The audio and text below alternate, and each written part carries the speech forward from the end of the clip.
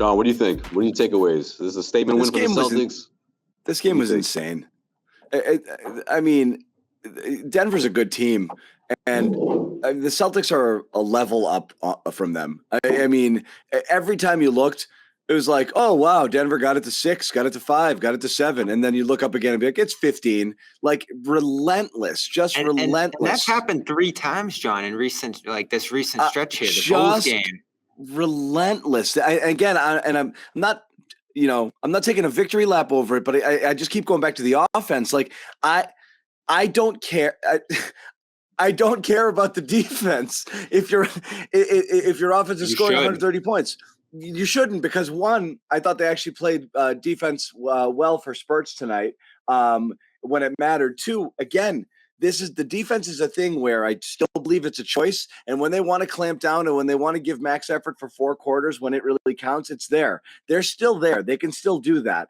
The offense is they're on a different planet right now. The way that they're playing. I mean, they've shot 55% or better, I think 4 out of the last 6 games.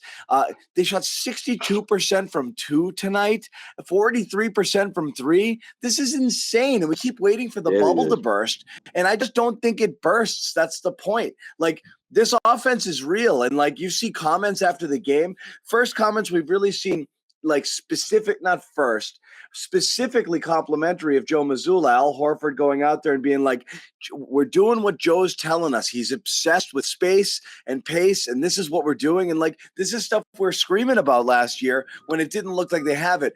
They're just playing on such a higher level than they were before. And you can see it with everybody. Like Tatum, he's moving guys places, no, get over there. Like, this isn't, you got to get, and he's getting annoyed sometimes if people aren't doing it. They all have jobs and roles and places to be to open up the offense for everybody. And when they do it, it's just freaking relentless.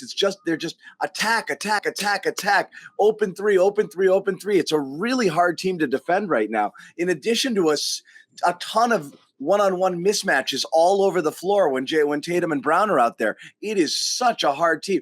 And again, surround them with shooters, create a little bit of space, pick up the tempo, and bang, and that's what happens. I walked away from this game. I'm like, Denver's my sneaky, like, dark horse pick for a finals team out of the West this year.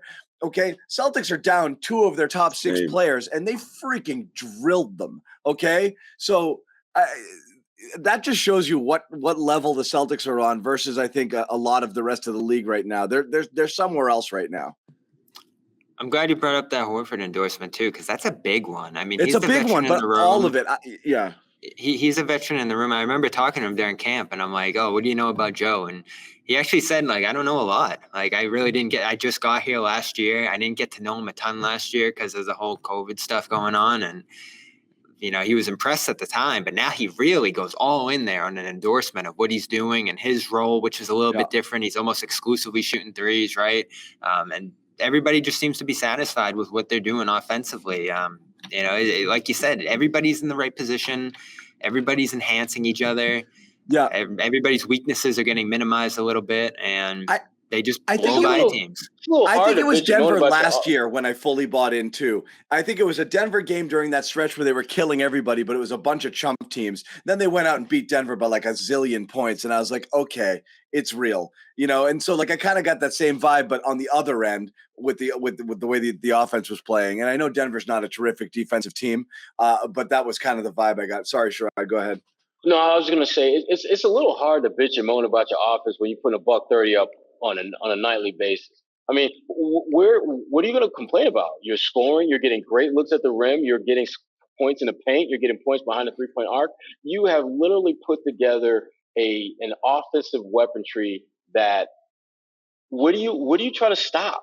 Because everything you try to stop, it's like playing whack-a-mole with these guys offensively. If you try to take away the 3, they're finishing at the rim. If you take away finishing at the rim and pack the paint, they're knocking down open shots.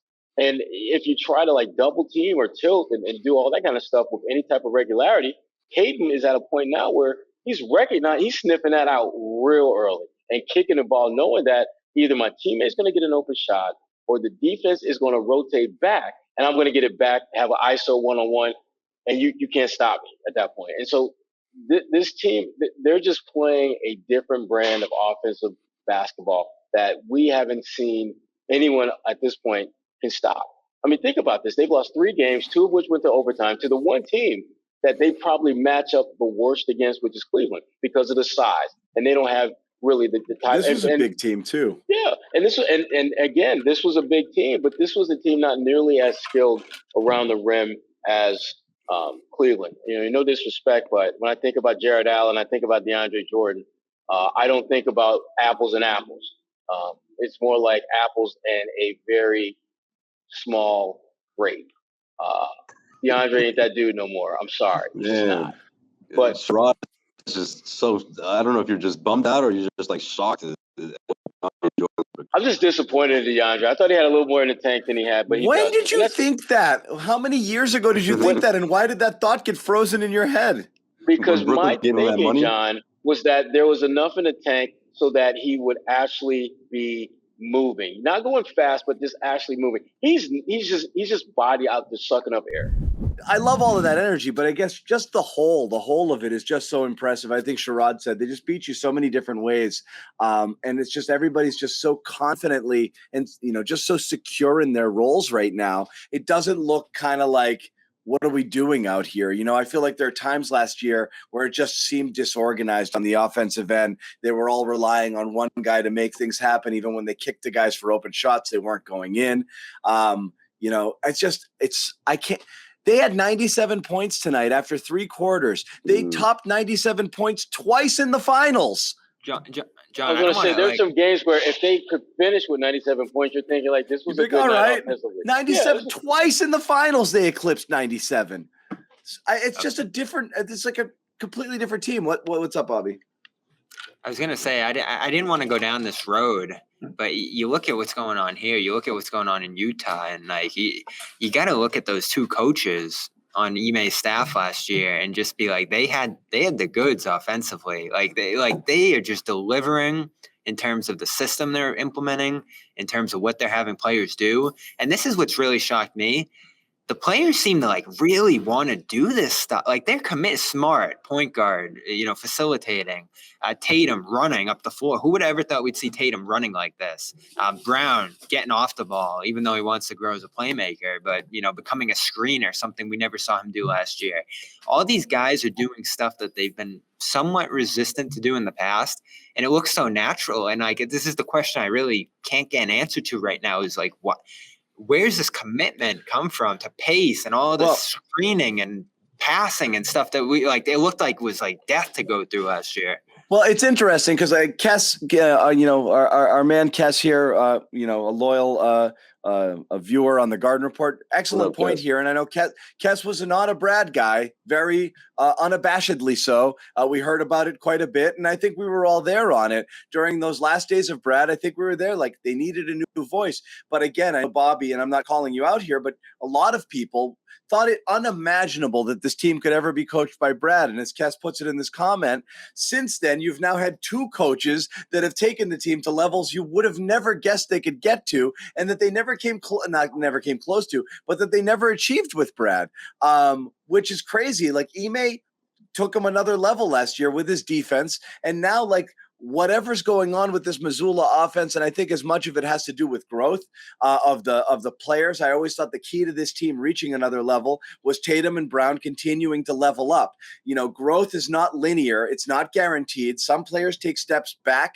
Look at Julius Randle, for example, last year. Some players stay flat for a while. Some players just kind of plateau, and that's who they are. So you were banking on continued growth. Tatum's a top 2 MVP candidate right now. He's out of his freaking mind. And so we're talking, can he get into the top 10? He's firmly in the top 5, and it's not even a question the way he's playing right now.